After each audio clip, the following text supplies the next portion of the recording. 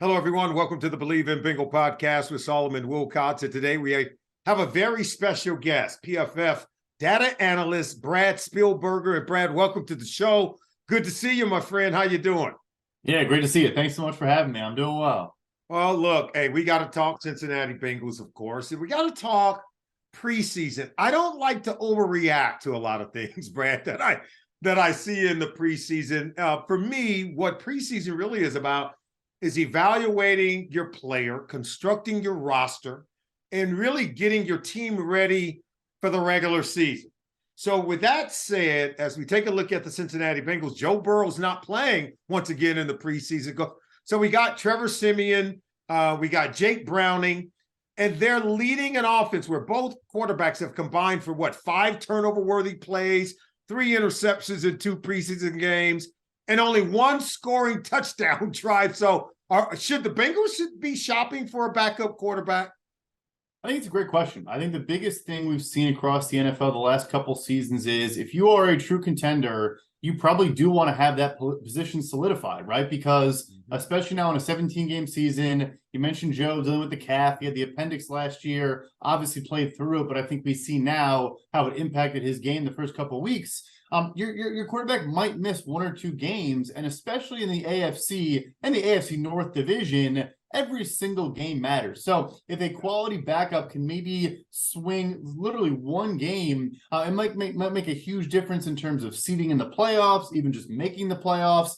Siemian is a capable backup, a solid football player, a decent athlete, can do some things that I think maybe mirror, Joe Burrow to a degree.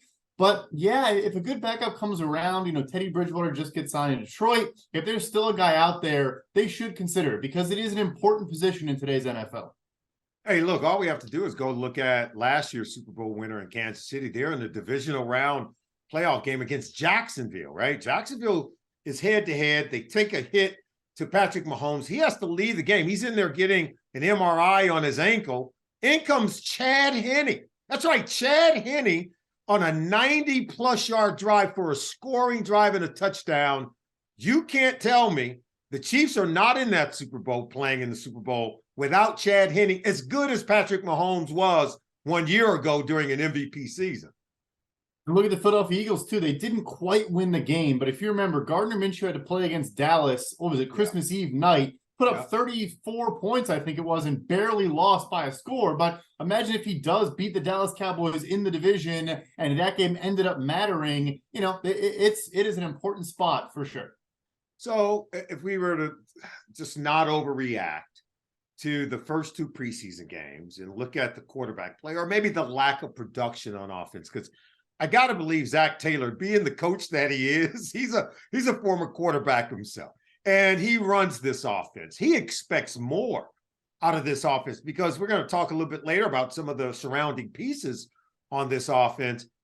To be able to only score 1 touchdown on a drive and have to, poor Evan McPherson, his leg has been very active in the preseason. If we were to point to some deficiencies or maybe areas where this offense could improve, even with the backup quarterbacks, what do you think Zach Taylor is pointing a finger at right about now? Yeah, I think maybe one thing for me is, and I know we're going to get into, some of the players that are catching the ball a little bit, but a lot of targets where I don't think they're giving their receiving, their players the best chance to make a play on the football. I think you've seen a lot of lost yards after the catch opportunities, which obviously would sustain drives and get first downs because of ball placement, just as much as, blaming that on the receiver's ability to break one off. It's just been a little bit inaccurate is what I see when I watch the film. Like, I think they're making a lot of the right decisions for the most part in their progression, but just not really delivering very accurate footballs. And hey, maybe that's timing and developing chemistry. Obviously, Siemian with the Bears last year, going to a new system, all those things. But you'd ideally want to see that maybe by preseason week 2. It just seems like they're off by a step at times. Yeah, absolutely. It's about execution. At the end of the day, the coaches can put you in a position, but you do have to execute. I got to tell you this.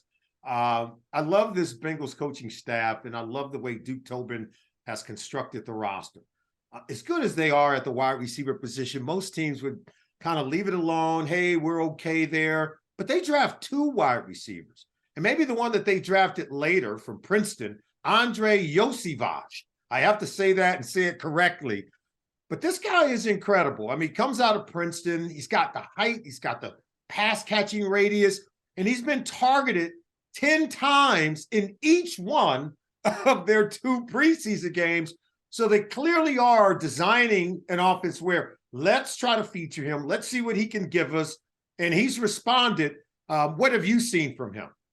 And the biggest thing for me is we've learned this over the last couple of years, even with some of the top prospects, like a Quentin Johnston, for example, for me, where just because you're big and have leaping ability doesn't mean you're a good contested catch wide receiver. Like, you don't know when to time your jump, you don't know how to box out. And I think that is where Yoshivash really accelerates, that he knows kind of how to use his body. It was the first preseason game against the Falcons. He had a smaller DB on him. There was a back shoulder throw on the left sideline.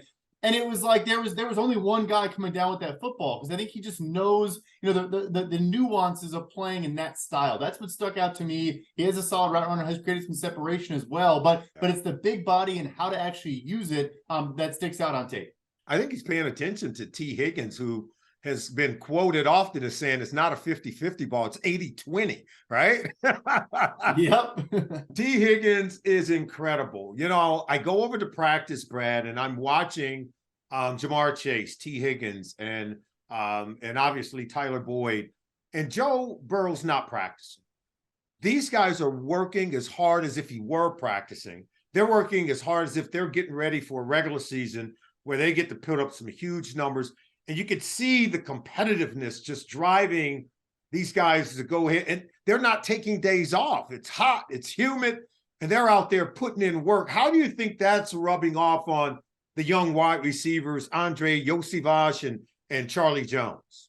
I think it's massive. And I think, like you pointed to, Tobin has done a phenomenal job in this unit, but also, with a guy like Miles Murphy, with the safeties they've added, et cetera, of never being comfortable with a unit and on the depth chart, and always trying to solidify and also plan for the future. But I think it's massive. I mean, obviously Charlie Jones is almost newer to the game, kind of has an interesting football career, an older guy, but hasn't been playing forever, almost quit football at one point, and then kind of stuck on at Purdue and got back in the swing of things. And then obviously Yoshivash, playing Ivy League football, doesn't know what to expect coming into an NFL, building. To have 3 studs, 3 very good players that are working hard, like you said, without their starting quarterback, it's not even about that. It's about getting better every day, all those mantras. It's huge. It has a trickle-down effect from the top of the roster all the way down to the 90th guy on the team right now. If Jamar Chase is working hard, you cannot come in and take a day off if he's not taking a day off.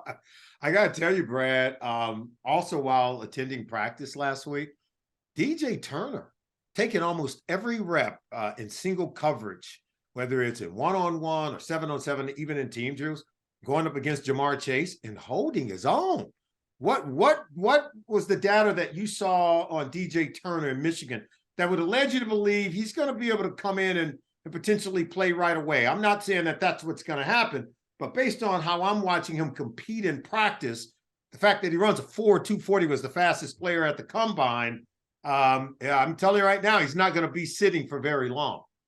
I think that's the big thing for me, is that his biggest strength can at times also be his biggest weakness. He did allow, per our charting, 3 catches on 3 targets for 45 yards this past week. And the week before, the incredible, what was it, the game-saving play from either Dax Hill or Jordan Battle, I forget who it was. That was Dax Hill. Who kind of got behind him. But I think it's because he knows his recovery speed is special, right? He knows he has that 4.240 speed, is a good lateral athlete as well. I think it really is going to come down to just not falling for, double moves and pump fakes and things like that. I think you still see him kind of try to jump route sometimes and make a splash play, which is great to see. But, limit a little bit of those negatives, have some more of those positives. But I think he's going to be a good player eventually as well. But you are seeing some growing pains, which is very common for a young corner.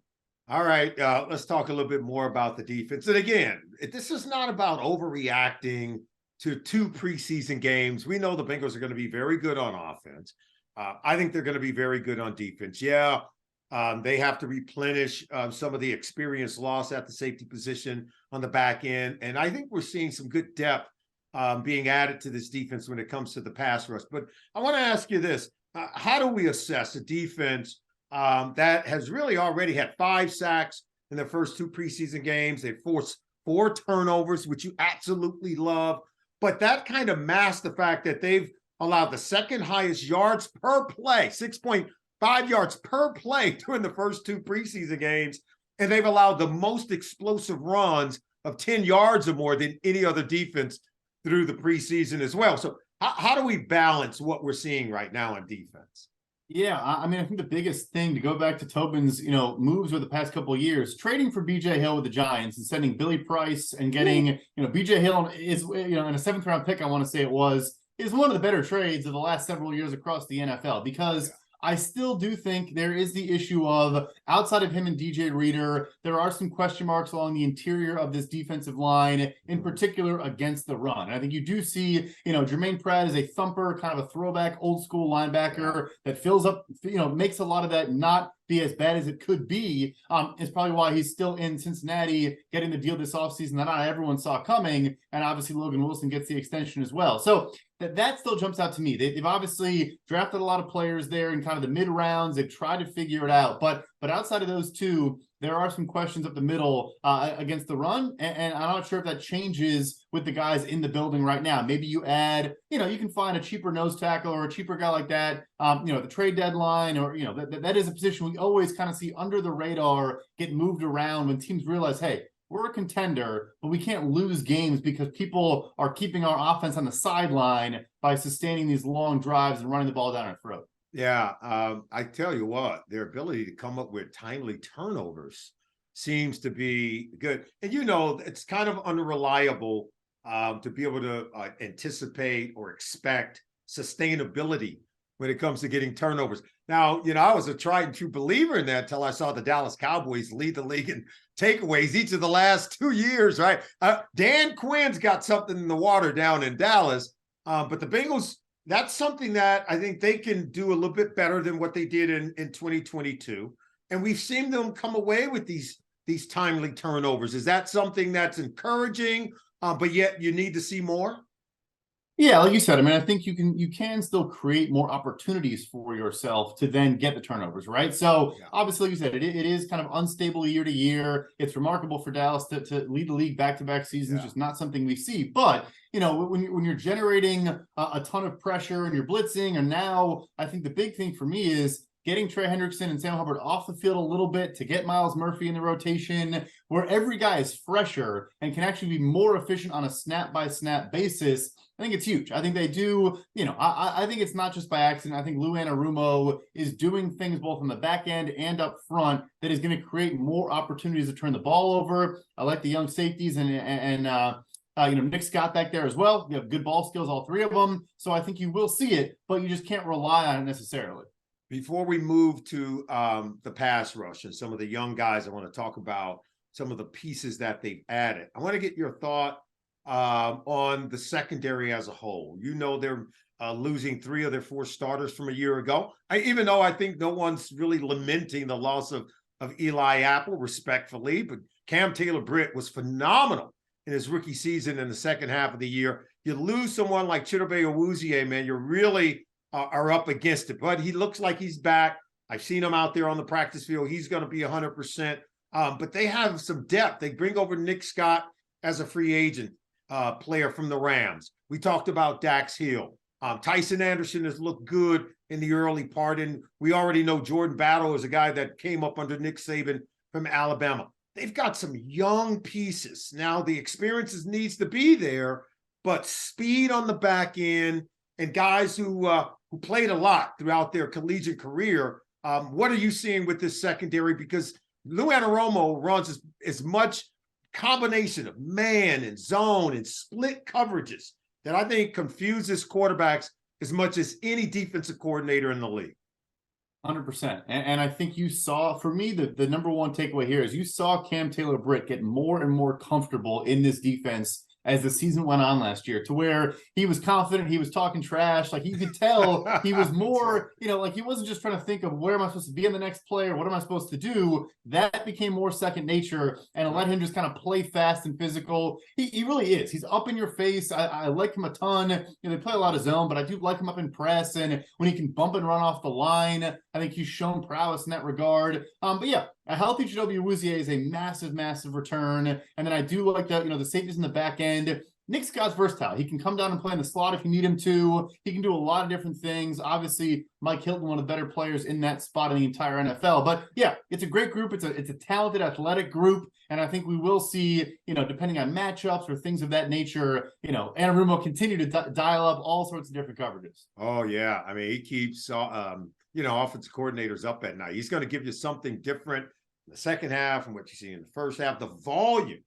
that he gives these young guys. And that's why experience was so good for them last year with Jesse Bates and Von Bell. They could do more. And I think it remains to be seen if they can still carry that kind of volume week to week into games with such a young and inexperienced secondary. And by the way, Cam Taylor-Britt has always had swag now. He's got this guy has swag. And it's not lost to me every time I see him. He used to be a quarterback when he was in high school, when he first went to Nebraska, which is Zach Taylor's alma mater. So I get the sense he's been watching Cam for a long time and loved using that second round pick 1 year ago on Cam Taylor-Britt. All right, let's talk about this front four on the defense, because you alluded to it and kind of touched on it earlier. Look, we love BJ Hill and DJ Reader on the interior. I don't know that you're going to get two better edge rushers in Trey Hendrickson and Sam Hubbard, particularly when it comes to effort and the energy. These guys have an extra battery pack on them, right?